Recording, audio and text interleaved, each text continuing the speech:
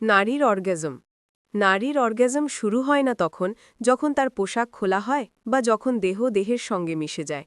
এমনকি পুরুষ যখন প্রবেশ করে কিংবা বীর্যপাত ঘটে তখনও নয়। নারীর অর্গ্যাজমের সূচনা হয় তারও অনেক আগে এক জেগে থাকা স্বপ্নে।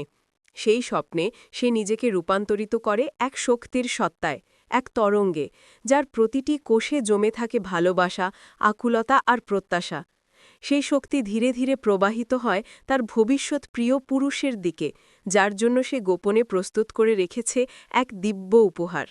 নারীর অর্গাজম শুরু হয় কোনো এক নিরীহ মুহূর্তে, যখন সে রাস্তায় এক পরিচিত অথচ অপরিচিত পুরুষের চোখের দৃষ্টিতে ধরা পড়ে। সেই অপরিচিতের মৃদু হাসি বা চোখের গভীরতায় ভেসে থাকা নীরব অভিব্যক্তি তার ভেতরে কিছু জাগিয়ে তোলে। কখনো সেই অনুভূতি জন্ম নেয় এক গোলাপের ইঙ্গিতে, যা দৃষ্টির মাধ্যমেই বলা হয়ে যায়, আমি কেবল তোমাকেই দেখি। কখনো তা জেগে ওঠে সকালে মোবাইলের পর্দায় ভেসে ওঠা একটি ছোট্ট বার্তায়, তোমাকে ভাবা বন্ধ করতে পারছি না। সেই মুহূর্তে নারীর হৃদয়ে হালকা কেঁপে ওঠে, ইন্দ্রিয়গুলো জীবন্ত হয়ে ওঠে, আর শরীরের গভীরে জন্ম নেয় এক অদৃশ্য কম্পন, যাই হল তার অর্গাজমের প্রথম বীজ। এই অর্গাজম কোনো শারীরিক স্পর্শে সীমাবদ্ধ নয়।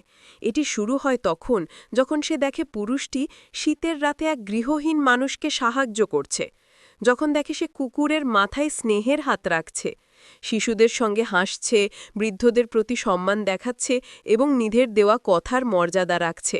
এইসব সাধারণ অথচ মানবিক আচরণগুলো নারীর ভেতরে এক গভীর আবেগ জাগায়, এক অদৃশ্য উত্তাপ, যা তার শরীরের ভেতরে বয়ে যায় এক অব্যক্ত স্রোতের মতো। সেখানেই শুরু হয় তার সত্যিকারের অর্গাজম, আত্মার স্তরে। নারীর অর্গাজম আরও গভীর হয় যখন সে পুরুষের সাহস অনুভব করে, যে সাহস তাকে ভঙ্গুর হতে দেয়, নিরাপদে নিজেকে উন্মুক্ত করতে শেখায়। যখন সে পুরুষের মধ্যে খুঁজে পায় এমন এক গভীরতা যেখানে সে নিজেকে হারিয়ে ফেলার ভয় ছাড়াই ডুব দিতে পারে। যখন সে তার শক্তি অনুভব করে, যে শক্তি তাকে আশ্রয় দেয়, তাকে স্থিরতা দেয়, তাকে নিজেকে রোপণ করার স্থান দেয়।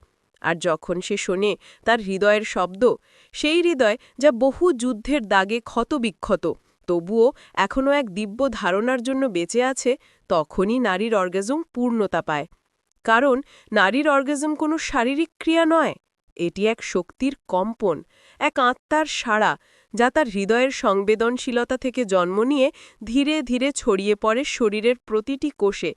এই কম্পনই তাকে এক পবিত্র নৃত্যে মগ্ন করে তোলে, যেখানে শরীর, মন ও আত্মা মিলেমিশে যায় এক অনন্ত সুরে। যে পুরুষ এই পার্থক্য বুঝতে পারে না, সে পায় কেবল এক ক্ষণস্থায়ী অভিজ্ঞতা, একটি ত্রিমাত্রিক আনন্দ, যা দ্রুত বিলীন হয়ে যায়। কিন্তু যে পুরুষ এই সত্য উপলব্ধি করে, সে নারীর ভেতর দিয়ে উপলব্ধি করে দিব্য সারাংশ, অনুভব করে সেই বহুমাত্রিক চাবি যা খুলে দেয় অনন্তের দ্বার।